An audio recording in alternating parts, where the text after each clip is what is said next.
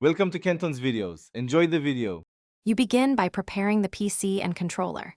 Make sure Windows is updated, drivers current, and Steam installed. These reduce connection issues.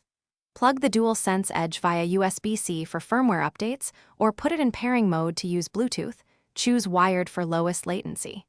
Once done, open Steam and enable Steam input so profiles are supported. You want firmware and PC drivers matched. This ensures the special rear paddles and trigger stops will be configurable later without. Now you configure controls and behavior. In Steam Big Picture, go to Controller Settings and choose the Dualsense Edge, then load or create a profile. Map paddles to buttons you prefer and set trigger dead zones to avoid accidental inputs. This matters in shooters and racing games. Adjust stick sensitivity and gyro so aim feels natural. Once a baseline exists, tune haptics and adaptive triggers. Make sure to save multiple profiles for different game types, because one configuration will not suit every title. Finish by testing and securing your setup. Play a few minutes in different genres to confirm latency, inputs, and adaptive triggers behave as expected.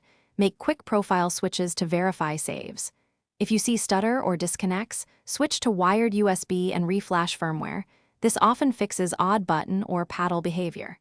Should Bluetooth remain flaky, reset the controller and the PC Bluetooth stack. Finally, back up a trusted profile. This saves time if you ever need to restore settings. Thanks for watching. Consider subscribing if we helped you.